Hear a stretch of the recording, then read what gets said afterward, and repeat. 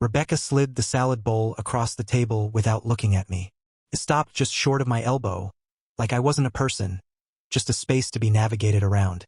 Denise laughed at something on her phone and said, "Oh my God, did you see what Julie posted?" Rebecca snorted. "Yeah, her fiancé's like 10 years younger than her. That's kinda sad." I opened my mouth, just slightly, to ask how the caterer meeting went, but Denise stood up before I got the first word out and said, "Becca, come help me with dessert." No one said, "Excuse me." No one even glanced at me. That was the third dinner this week where I felt like a ghost with a heartbeat. I know what you're thinking. What did I do? Did I cheat? Did I yell? Did I stop trying? No, I was boring. I paid bills. I fixed sinks. I took quiet pride in oil changes and properly filed tax returns. I became invisible by being reliable. That's how it starts. Not with slamming doors, but with the quiet shuffling of chairs that don't face you anymore. The last thing Rebecca said to me that week, actually to me, not near me, was, "Are you really wearing that to the florist?" Not, "How are you, Dad?" Not, "Thanks for driving me." Just that. I wish I could say it was sudden, that there was a fight or a moment of betrayal. But no, the air just stopped carrying my voice to their ears. One night I knocked on our bedroom door. Yes, my own bedroom, because I'd been on the guest bed for 2 weeks, and I asked, quietly, "Do you still want me involved in the planning?" Denise didn't look up from her laptop. "Well, do you want to be?" And that wasn't a question. It was a trap. Because if I said yes, I'd be accused of controlling things. If I said no, I'd be accused of not caring. I stood there like an idiot, mouth open, until she sighed dramatically, muttered figures, and closed the laptop. Conversation over. That's when I checked Rebecca's tablet, charging on the kitchen counter, and saw it. A group chat with Denise, Rebecca, and her 2 bridesmaids. A screenshot of my RSVP comment on the online invite. My name circled. "He's trying again," Rebecca wrote. Underneath, "He'll give up soon." Laughter emojis. One of them had even said, "He won't last the month." That's when something in me didn't just crack. It evaporated. Like the version of me they thought I was, the man too dull to notice he was being erased, was just an old photograph someone left in the sun too long. And hey, since more than 97% of you listening right now haven't hit that subscribe button, maybe do it. It helps the team keep digging up stories like this one. And trust me, it gets much darker. Back to it. I didn't say anything that night. Didn't scream, didn't confront. I just sat at the table and finished loading the dishwasher while Denise live texted someone from the couch, and Rebecca practiced her "thank you for coming" speech into her phone like I didn't exist. But here's what they didn't know. I'd already stopped direct depositing into our joint account 2 months ago, quietly opened a different mailbox, used a VPN to research lawyers in 3 different states, sold my stake in the consultancy no one remembered I helped build, transferred proceeds into a silent holding trust managed through an old friend from grad school, who owed me. That night, while they watched a bridal reality show, I was watching them.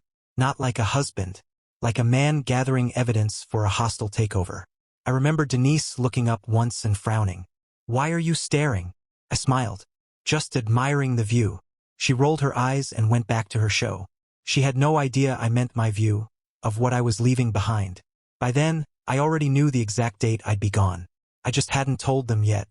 I left at 4:03 a.m., not because of sentiment, because that's when the neighborhood dogs are least likely to bark, and the joggers haven't started yet. My suitcase, military-grade hardshell, matte black, made exactly 2 clicks when it hit the trunk liner. I closed it gently. Not a slam, not a bang, just final. The house was quiet, not the peaceful kind, the eerie kind like it knew.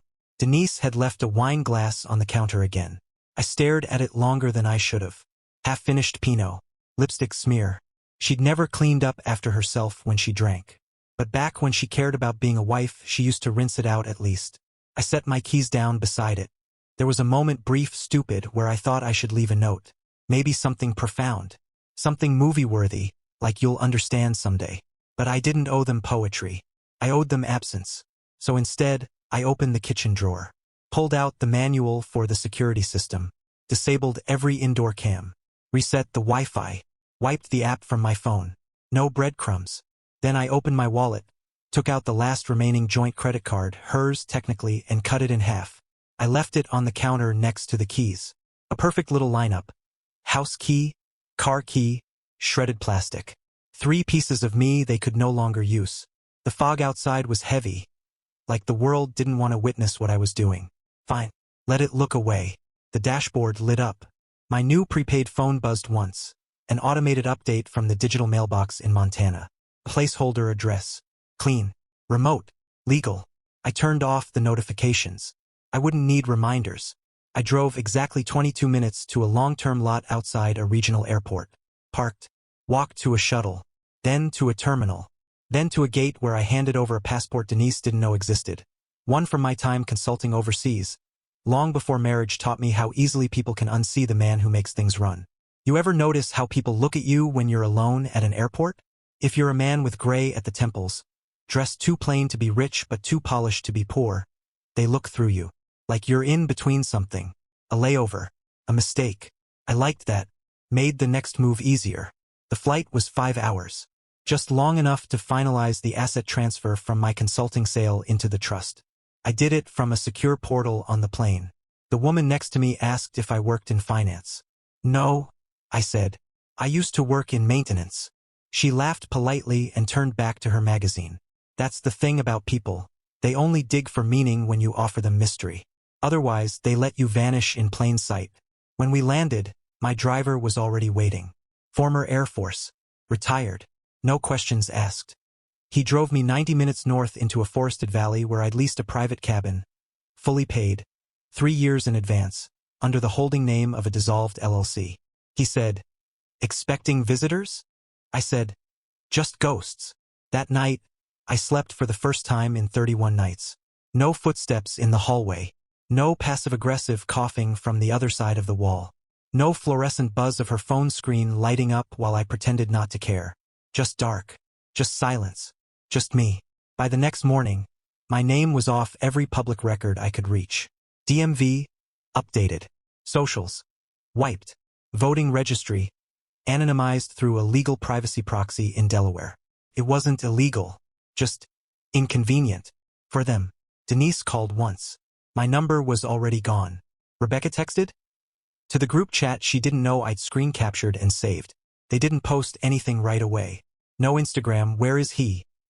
Panic. No missing husband alert. Because that would have required admitting I mattered. And for now, it was easier for them to pretend I was sulking somewhere, waiting to be begged back. They didn't know I wasn't retreating. I was rebooting. Quietly. Methodically. And unlike them, I always read the fine print. 3 days after I vanished, Denise hosted wine night like nothing had changed. Her curated little clique, 2 yoga moms, 1 former HR director turned life coach, and someone's sister-in-law with a Botox discount, sat around our reclaimed wood dining table, sipping Chardonnay and trading half-whispers like they were auditioning for a Netflix reboot of Desperate and Defensive. She didn't even cry. One of them later told a mutual friend. She just said, "Well, looks like he finally cracked." By the end of that first week, the official story was circulating. I'd bailed on the family. No context. No detail. Just a vague smear of male fragility, served cold with brie. He couldn't handle the pressure, Denise told her Pilates instructor. He ghosted us, she told the neighbor who asked about my car being gone. When Rebecca posted a filtered black and white photo of her and Denise with the caption, "Stronger together, broken heart," I knew it was starting to stick. Narratives are powerful, especially the ones that make you the hero by default. Denise didn't scream about betrayal. She sighed. She didn't rage. She looked wounded. That's how you win social sympathy. Not by flailing, but by framing. And she was a master at it. Rebecca, for her part, didn't say much at first. But 2 weeks later, her friends started seeing little cracks. They'd ask, "Wait, your dad just left? Didn't say anything?" She'd nod, eyes glassy. No warning. No fight. Just gone. Did he leave a note? No. Not even a text. The brunch table would collectively exhale, equal parts pity and scandal. She'd play it well, head tilted just enough to look dazed but not dramatic. But underneath, I imagined she was squirming. Because when you lie, it's not just about the words. It's about what isn't happening. The bank cards weren't reactivating. The college fund access was gone. Even the Netflix account failed to renew. And when Rebecca tried logging into the planning app we'd set up together for the wedding custom-built, because I'd once worked in UI/UX for an events tech firm, she got a polite error. This subscription has been terminated by the account holder. No warning. No backup. No more data as a service. By week 3, Denise was on the phone with my old HR rep at Greystone Analytics. I know because that rep forwarded me the call log off the record as a favor. She asked if you'd cashed out your 401k, he said. Wanted to know if you were having a mental break. What did you tell her? He laughed. Told her you were on indefinite sabbatical. That's all she needed to know. Denise must have been thrilled with that. Indefinite sabbatical is corporate code for burnout, divorce, or disappearance. Vague enough to suggest trauma. Specific enough to sound like fact. And most importantly, legally airtight. She tried calling the lawyer who handled our will. No answer. She tried logging into the online banking portal. Access denied. She emailed my brother, whom I hadn't spoken to in over a year, and asked if he'd heard from me. He wrote back 2 words. Not lately. By month's end, the narrative was getting harder to maintain. You can only cry abandonment for so long before people start asking logistical questions. Rebecca had to switch to Denise's insurance plan. Denise had to use her own line of credit for the wedding deposit. And when the florist asked about the final check, Denise muttered something about restructuring assets. Meanwhile, my digital footprint evaporated. LinkedIn, deleted. Twitter, scrubbed. Facebook, never used it. Easy win. I left behind no trail of despair. No breadcrumb of pity. Just blank space. And that's worse than a goodbye. It leaves people to invent one. At brunch a month later, one of Rebecca's friends asked if she thought I was, okay. She hesitated, blinked, said, I think he had a midlife crisis. Oh, the girl replied, stabbing her avocado toast. Like, with a motorcycle or something? Rebecca smiled tightly. No, with silence. But silence in the right hands is strategy. Because while they were shaping the story, I was shaping something else. An entirely new identity, built not on escape but on precision. My time in the cabin wasn't for sulking. It was for rebuilding. Quietly, relentlessly, and I wasn't alone. But that part, they wouldn't discover until much, much later. It started with a bounced login. Denise tried to access my pension account on a rainy Thursday. She still had the old bookmarks saved in her browser. She entered my social. Her birthday, her favorite password. Nothing worked. She reset. Checked the credentials again. Still nothing. She tried calling the helpline, but after verifying her identity and relationship, the woman on the other end replied, I'm sorry, Mrs. Jennings, but you're not listed as an authorized contact. What do you mean I'm not listed? She snapped. I'm his wife. Pause. We have no record of that on file, ma'am. Denise hung up without saying goodbye. That weekend, she hosted a small wine and planning gathering for Rebecca and the bridal crew. Someone joked about her needing to pull Mark's pension funds to help cover the floral arch. Denise, with her usual half-laugh and full-glass smirk, waved it off. Oh, that's not an issue. It's already handled. It wasn't, because 2 days later, her own lawyer called her back. Voice cautious, the kind of voice people use when they're tiptoeing around a landmine in heels. There's a problem, he said. What kind of problem? I did some digging after you sent me the plan documents. Your husband, well, ex-husband, if he filed anything recently. He hasn't, she cut in, right? Well, regardless, years ago he set up a living trust. Out of state. Ironclad privacy clauses. And I don't just mean boilerplate privacy, I mean layered with firewalls, burn after reading type clauses. You're not on it. Not on it? She repeated. But he can't. He can, and he did. The trust holds all the major assets. The consulting firm shares, the real estate partnerships, even the pension. All funneled through it. That's illegal. It's not. He did it clean. Smart even. The trust structure predates your marriage by about 6 months. That's not possible, she whispered. But her voice was already cracking. Oh, and there's one more thing. The trust does list Rebecca. But it's conditional. Conditional. According to the document, she receives access upon fulfilling 3 criteria.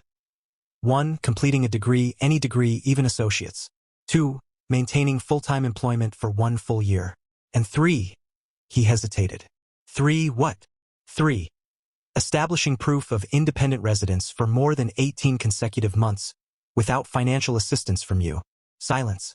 Denise stood in her kitchen, wine glass forgotten on the counter, eyes fixed on the wall like it had personally betrayed her. She finally managed to breathe. So you're telling me? He predicted she'd still be here at 26, with no job, no lease, and no spine? I'm not telling you anything, Denise. He is. She hung up. For the first time since I walked out, Denise wasn't angry. She was rattled. Because everything she thought she had in reserve, all the fallback plans, the emergency cushions, the leverage, wasn't just gone. It never existed in the first place. She called my old attorney 3 times that week. He never answered. Sent a formal letter. No reply. Rebecca tried once too. She got the same response. We cannot verify this trust exists under any name you've provided. And that was the point. The trust didn't list Mark Jennings. It listed a holding alias tied to a retired consultancy formed back when I was still flying international, long before Denise even knew which arm I wore my watch on. I wasn't hiding money. I was hiding intention. You see, some men plan for retirement. I planned for evacuation. In my cabin, I read through the trust docs again, not because I needed to, but because I wanted to remind myself. I had not reacted. I had prepared. Every clause was surgical. Every condition earned. Even the wording. In the event of familial estrangement, emotional detachment, or abandonment of reciprocal obligation. All terms my second attorney had carefully crafted. I paid him in gold-backed crypto. He smiled when I did. Back in suburbia, Denise tried to regain control of the narrative. At brunch, she told the girls. He tricked us. He must have hired some offshore shark to rewrite everything behind my back. But when her lawyer sent over the time-stamped revisions and document logs, she went silent. The dates didn't lie. The groundwork had started 5 years ago, before the cold dinners, before the wedding plans, before Rebecca ever said, "He'll give up soon." Denise finally understood. I hadn't given up. I had opted out. And nothing she built on top of that illusion was ever going to last. It was supposed to be a throwaway post. Just another curated square of smoothies, mountain mist, and enlightenment hashtags. The kind of content no one really looks at until it sets your life on fire. A distant cousin of Denise's, Sarah, or maybe Stephanie, no one remembers because she lives on almond flour and goat yoga, uploaded a carousel from her transformational retreat in British Columbia. There were the usual suspects. Moss-covered trail shots, waterfall selfies, a shot of her legs in front of a campfire with the caption, "Healing looks like this." But slide 6? That's the one that cracked something open. It showed a room full of people in ergonomic floor chairs, all staring at a tall, lean man in a fitted black pullover and slate-gray slacks. Mid-gesture, confident posture, no notes, just presence. The caption read, "Incredible keynote by MJ.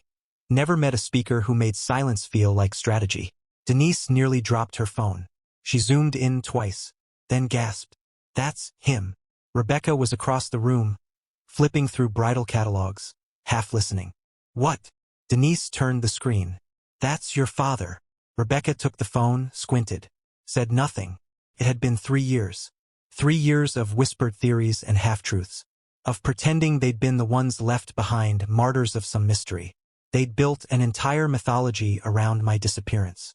Now there I was, casually reinvented, standing in front of a dozen eager strangers, looking 10 years younger and 20 pounds leaner. Rebecca zoomed in tighter. There was no mistaking it.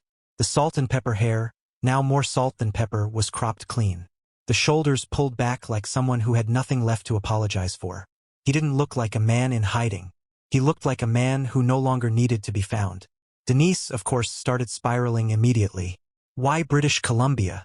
What the hell is he doing leading retreats? Why does he look so smug? Rebecca still hadn't said anything. Later that night, after Denise had stomped off to bed in a huff, muttering something about narcissism and cults, Rebecca sat alone at the kitchen island, glass of wine untouched. She stared at that image for a long time. Not with anger, not even confusion, with something else. Something bordering on curiosity. Because deep down, part of her remembered the dad who once taught her to code JavaScript before school.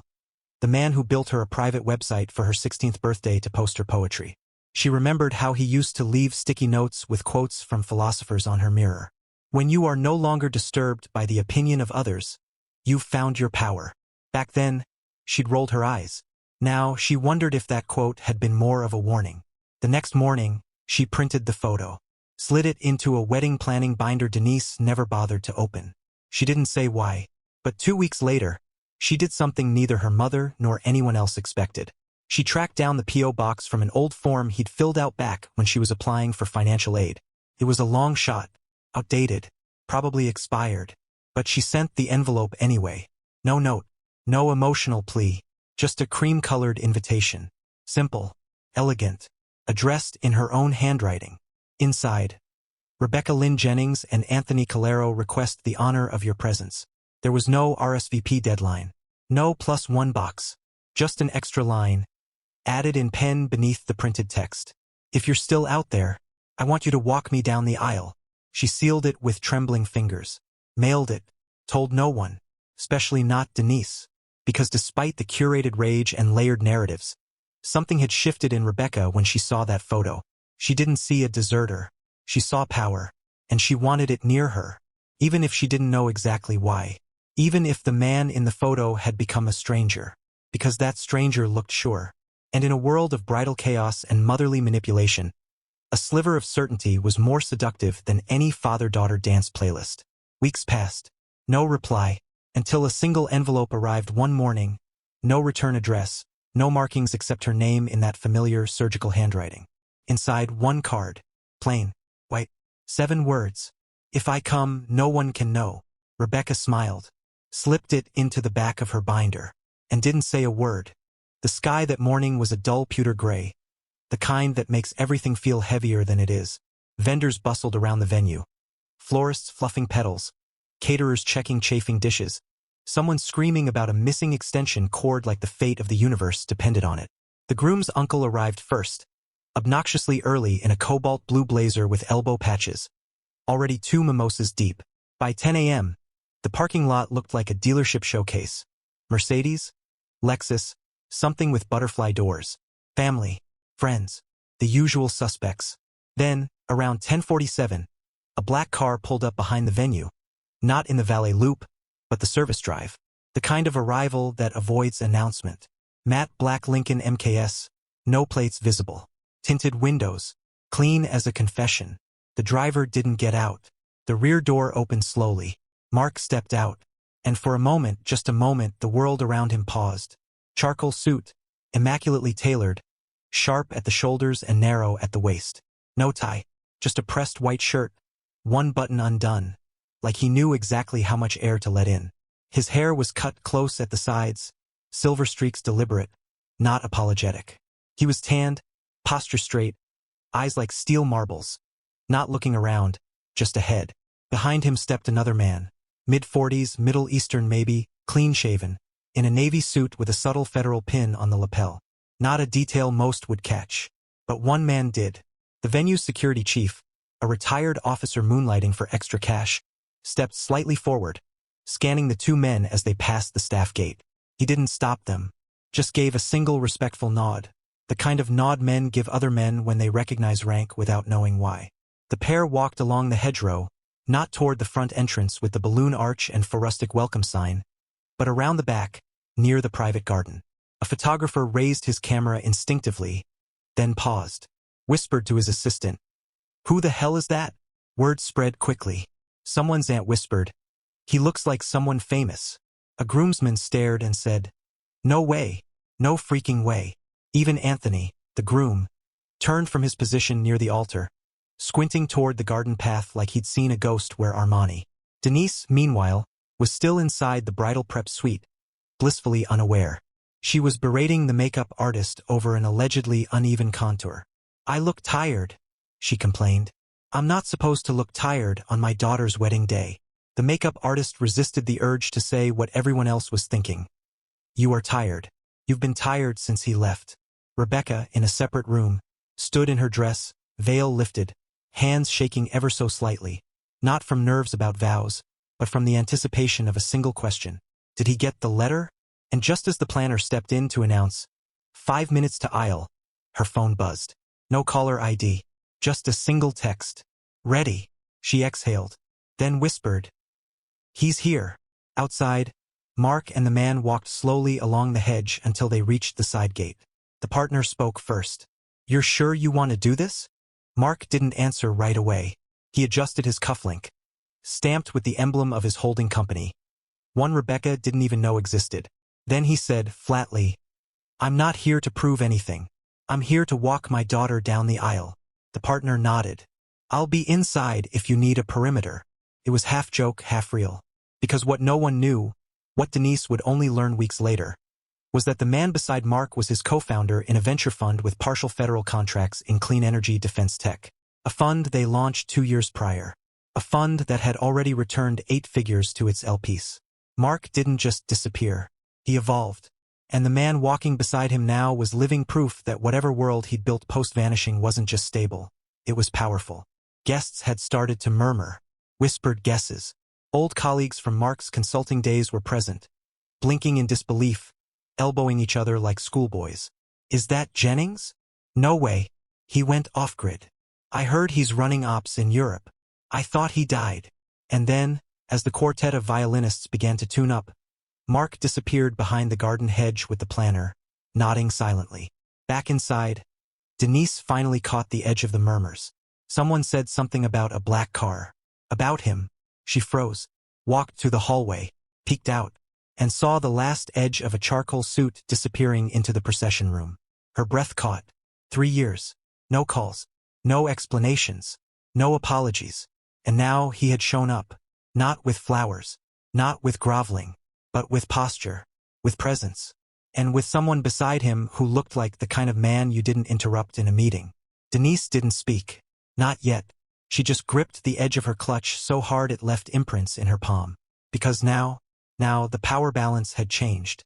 And the ceremony hadn't even begun.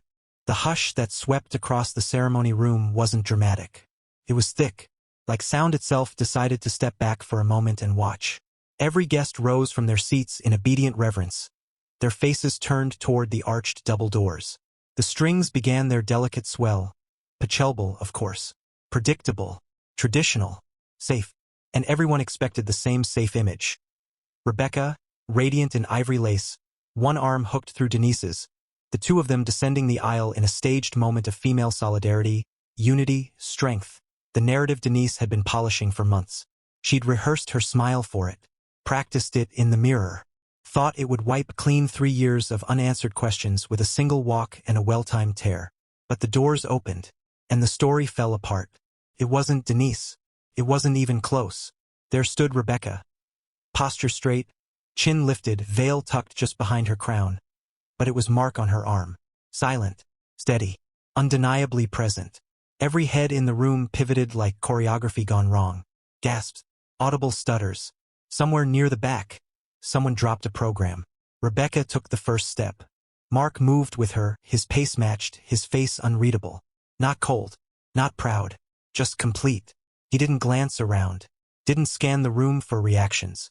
He looked straight ahead, as if this path had always been inevitable. And Denise? She didn't breathe.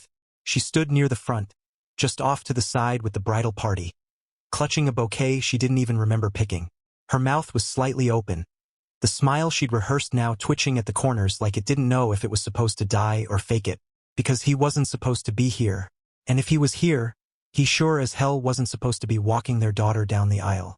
Rebecca hadn't told her. No one had. Not the planner. Not the coordinator. Not even Anthony, who blinked so hard his contact lens visibly shifted. The only person who knew, the only one who'd known for weeks, was the one who'd asked.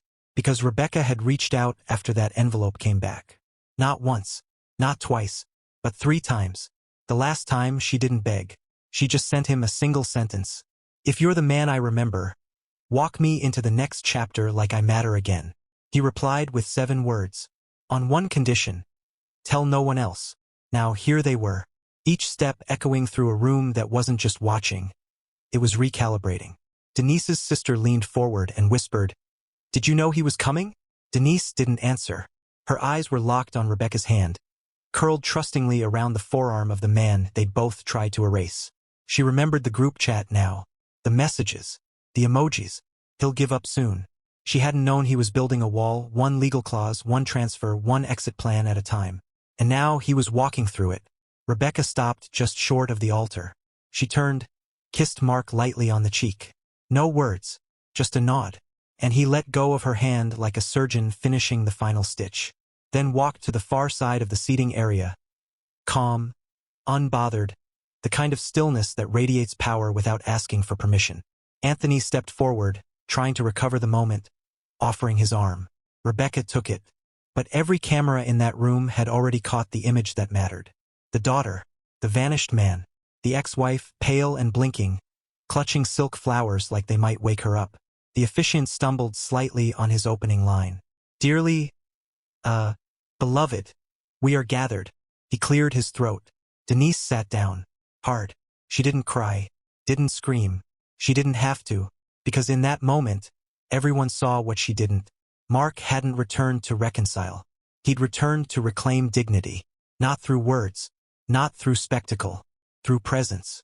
And from this moment forward, nothing she said about him, no story, no accusation, no spin, would be louder than the sight of their daughter choosing him for the moment that mattered most, and doing it in silence.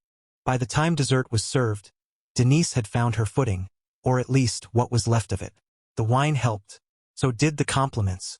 Guests, oblivious to the earlier visual earthquake, had reverted to the usual post-ceremony hum. Fawning over the dress, commenting on the playlist, pretending not to judge the steak options. Denise clung to those conversations like life rafts. She laughed too loudly at the groom's father's story.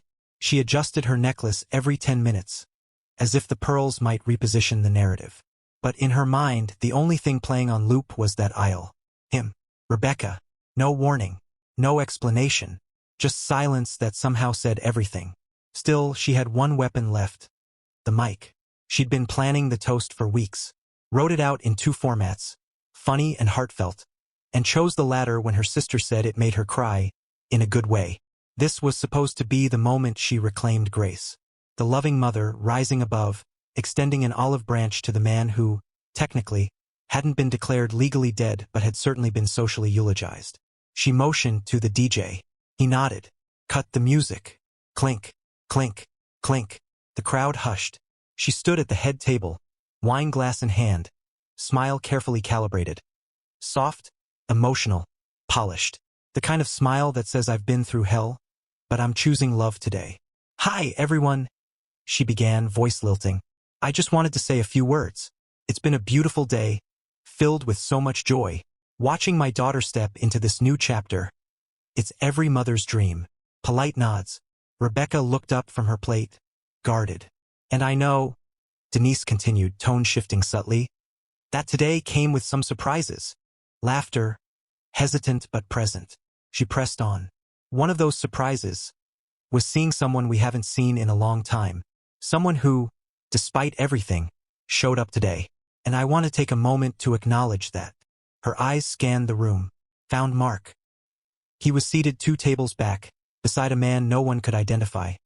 Same one from earlier, still expressionless, still sipping water like a detail in a security perimeter. I want to raise a glass, Denise said, holding hers higher. To the man who returned to be a father again. Silence. Mark didn't move, didn't raise his glass, didn't even blink. He looked through her. The silence stretched. Denise, still smiling, turned toward the guests. To second chances, she said, trying to keep it from quivering. And that's when Rebecca stood. No mic, just her. She tapped her glass with the side of her fork. Sharp, deliberate. A clearer sound than Denise's. Hi, she said. I wasn't planning on saying anything, but since we're acknowledging people who made today possible. She looked at Mark, then back at the crowd. I want to thank my father. Denise froze.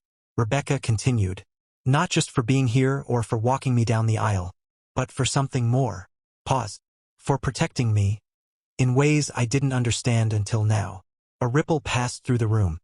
An emotional shift so subtle, it didn't knock anything over, but left the centerpieces trembling. Denise's smile cracked. Rebecca held up a folded paper. Some of you know that when I was applying to grad school, things got complicated. I was told there wasn't enough in the fund, that we'd have to wait. That timing just wasn't right. A few nods. Well, it turns out that wasn't the full story. She unfolded the paper. This is a letter from the trust manager of a private fund that's been in place since I was 19. One I never knew existed. She paused, her voice suddenly softer. Today, I learned that trust is fully funded. For education, for health, for my future. Whispers.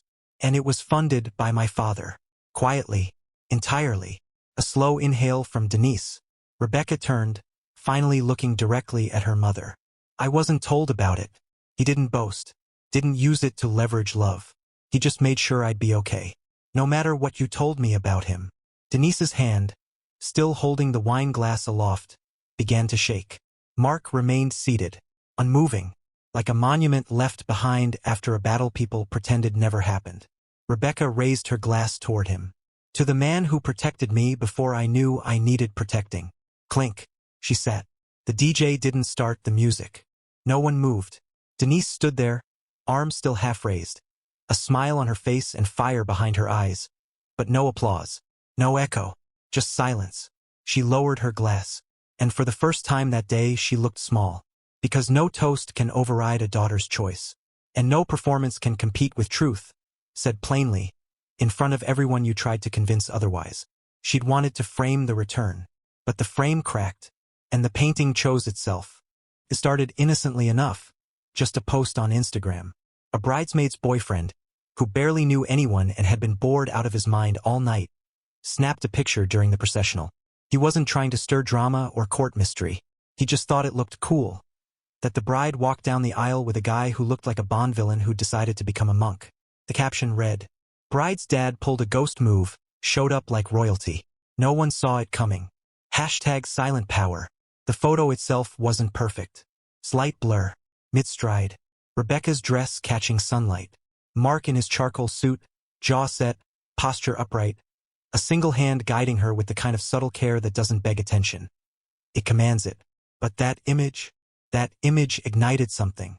By the time the cake was cut, it had 3,200 likes. Mostly friends of friends. Then someone reposted it on X. Tagged it, "Is this Mark Jennings? From Proteon Capital?" Thought he disappeared. And that's when it spread. By midnight, the comments section had mutated into a live investigation. Wait, is this the Mark Jennings? Didn't he ghost his whole family? Nah man, I worked at Proteon, he was brilliant. But quiet. Then just gone. That man's not broke. Look at the watch. Patek. Rose gold. The way he's standing. That's a man who owns silence. Someone dug up a conference photo from 2015. A keynote in Lisbon. Same chin, same eyes. But the man in the wedding photo looked sharper. Not older, sharper. Like solitude had been less of a retreat and more of a forge. Then came the LinkedIn rumor mill. Despite his profile being wiped, a junior associate from a clean tech think tank in DC posted anonymously on a forum. My firm's founder used to refer to this mysterious MJ as his first backer. Said he walked away from everything and still funds ops from a private trust. Speculation snowballed. By 3 a.m., 2 finance gossip sites had picked it up. Did this former consultant just stage the coolest re-entry in wedding history? Where has Mark Jennings been for 3 years? And what's with the shadow partner? The second piece included a blurry zoom-in of Mark's companion from the wedding. Navy suit, subtle pin, stone-serious face. And that was enough for the Reddit thread to explode. That's a federal pin. Low tier but real. I think it's the mark of a DoD subcontractor. He's in defense tech now. This guy left a whole identity and came back for one day and still made every other dad look like they forgot to wear socks. Meanwhile, Rebecca's original planner got flooded with DMs. Who was the father? Why was it secret? Would they speak to Vanity Fair if asked? She didn't reply, because by dawn, the story wasn't hers to shape anymore. It belonged to the algorithm. Back at the reception, as lights dimmed and guests filtered out with gift bags and half-finished glasses of Prosecco, Mark had already vanished again. No long goodbyes. No spotlight farewells. He slipped out the side gate, the same way he'd entered. Quietly, methodically, as if he'd never been there at all. But his shadow stayed. The groom's aunt called her husband that night and said, "You remember Denise's ex? He's something else now." The husband didn't ask what that meant. He just nodded like most men do when they know another man has reclaimed his own myth. And Denise? She didn't sleep. She scrolled, and scrolled, and scrolled, until she saw a retweet from a minor venture capital account. Someone she didn't follow, someone she'd never met, tagging the now viral wedding photo with just 6 words. Not gone, just building somewhere else. It had over 18,000 likes by then, and she couldn't stop staring at it. Because the man she'd spent years erasing hadn't needed to correct her. He'd let a single image, just one, do all the talking. And in a world addicted to noise, that was power.